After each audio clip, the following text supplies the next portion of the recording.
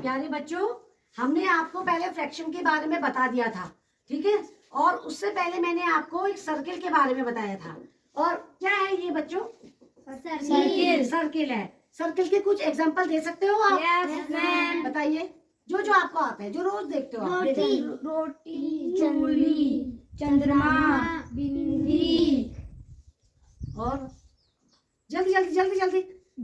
गोल ढक्कन, Very good. गोल थाली, और थाली, साइकिल का पहिया। वेरी गुड, ठीक हो गया। तो ये जो हम ये बना रहे हैं सर्किल के, आपने एग्जांपल दे दिए। अब यहाँ पर बच्चों मैंने इसके कितने पार्ट करे हैं? 4 पार्ट करे हैं, जो कि बराबर है। अब मैं आपको इस सर्किल में बताती हूँ, जब हम पार्ट करते हैं यहाँ पर एक एंगल बनता है। ये एंगल, तो ये एंगल कितने का होता है? मैंने आपको बताया था, जो एल शेप होता है उस एंगल का नाम क्या होता है? 90 डिग्री। 90 डिग्री तो उसकी मेजरमेंट होती है ना, उसका नाम बताओ। सोचो सोचो बच्चों। जब मैंने यहाँ पर 4 पार्ट करे ना, तो इसमें हमारे यहाँ देखिए 1 एंगल, 2 एंगल, 3 एंगल, 4 एंगल। तो लेकिन ये एल शेप बन रहे हैं, तो एल शेप वाले एंगल का नाम क्या होता है? राइट एंगल, जिसे कि हम हिंदी में समकोण भी कहते हैं। हमें हिंदी ज्यादा आनी चाहिए, ठीक हो गया। तो राइट एंगल की माप होती कितनी है? 90 डिग्री। 90 डिग्री। और जहां पर भी आपको बराबर ये एल शेप मिलेगा, ये देखो एल शेप, तो समझ लीजिए वो राइट एंगल है। और इसकी मेजरमेंट कितनी होती है? 90 डिग्री। 90 डिग्री। गुड। तो 90 एक बार, 2 बार, 3 बार, 4 बार, यानी 4 टाइम्स अगर हम 90 डिग्री को प्लस मल्टीप्लाई करेंगे या प्लस करेंगे, तो क्या कितना आएगा हमारे पास? 360। यानी सर्किल का जो मेजरमेंट होता है, सर्किल का एंगल कितना होता है? पूरी सर्किल का एंगल 360। Very good. तो सर्किल का जो एंगल होता है वो होता है 360 डिग्री। आगे बात सुनिए। Yes, ma'am. अच्छा, अब ये भी आपको समझ में आ गया, वो भी बता दिया। अब बच्चों, मैंने आपको बताया था फ्रैक्शंस का क्या मतलब होता है। पहले आपको ये मतलब समझना है। फ्रैक्शंस का मतलब होता क्या है? किसी भी टुकड़े या पार्ट। किसी भी टुकड़े या पार्ट्स, कोई भी टुकड़ा,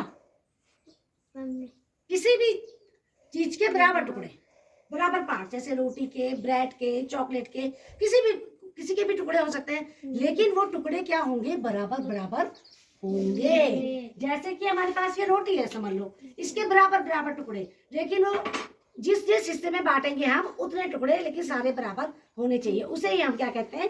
फ्रैक्शन। और हिंदी में क्या बोलते हैं इसे हम?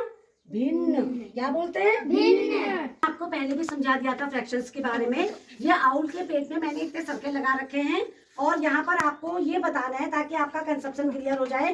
ये देखिए, ये ऑरेंज कलर में आपको सर्किल दिख रहा है, ऐसे रोटी समझ लीजिए आप, जो हम खाते हैं ना रोटी, उसे समझ लीजिए। तो कितनी है? पूरी रोटी है, आधी है, कितनी है? क्योंकि इसमें एक लिखा है, इसके हिस्से हुए हैं, इसके पार्ट्स हुए हैं, तो इसे हम कहेंगे वन रोटी। क्या कहेंगे? कंप्लीट 1। बेटा देखो, ये आपने 1 बताया ना, ठीक हो गया, इसके पार्ट्स नहीं हुए। अब यहाँ पर मैं आपको दूसरा बता रही हूँ, 1/2, यानी इसका मतलब आप समझे? क्या मतलब हुआ इसका, बताओ।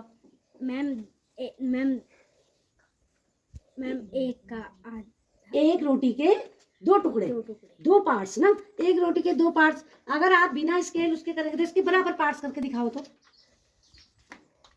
यस, ये कहीं से देखो, सेंटर से इन्होंने इस तरह से, अगर हम स्केल से पार्ट देंगे, 1/2, 1/2, रोटी के 2 टुकड़े। 1/2 बड़ा होता है कि 1 बड़ा होता है? 1। वेरी गुड, दिख ही रहा है। अब हम बताते हैं 1/4। इजी टू डिफिकल्ट में आना है ना हमने, 1/4। अब इसी से आप 1/4 करके दिखाओ। यस, आप देखो, इन्होंने 1/2 को ही मोड़ा, तो ये बराबर बराबर में 1/4, 1/4 इस तरह के हिस्से हो गए हैं, ठीक है, 1 बराबर में। तो 1/4 बड़ा होता है 1/2। 1/2 दिख रहा है ना आपको? ये ठीक हो गया। अब इसी से आपने 1/8 बनाना है, बराबर में फोल्ड ऐसे होगा। ये जो नोक है ना, सेंटर पॉइंट को ध्यान रखना है, सेंटर ये है, तो बराबर।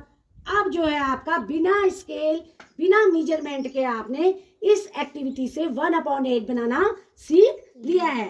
और अब आप अगर स्केल से इसमें लाइनें खींचेंगे तो बिना मेजरमेंट के वो बन जाएंगी। तो यानी एक्टिविटी से आपने 1, 1/2, 1/4, 1/8 करना सीखा। 1/8 बड़ा होता है कि 1/4?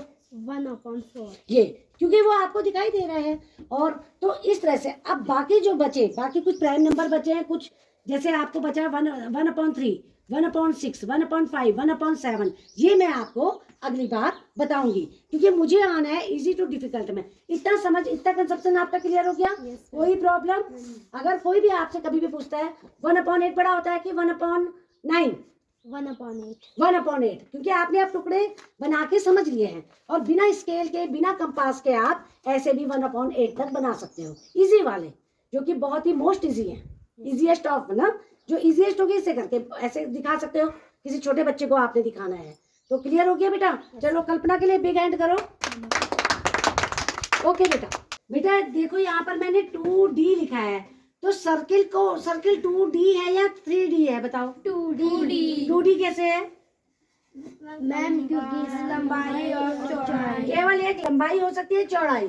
और क्या फुटबॉल या लड्डू या ये गेंद, क्या ये क्या है? कौन सा डी है तुम्हें? 3D. 3D कैसे? मैम इसमें लंबाई, चौड़ाई, गहराई. हाँ गहराई भी होगी, क्योंकि वो एक सॉलिड है, ठोस है वो।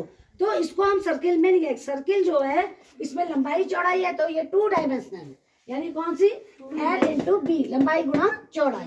तो 2D भी समझ गए, और राइट एंगल भी आप समझ गए, इसके मेजरमेंट भी आप समझ गए, और 4 इसमें एंगल होते हैं, तो तब इसकी जो पूरी नाप होती है सर्किल की वो 360 डिग्री होती है।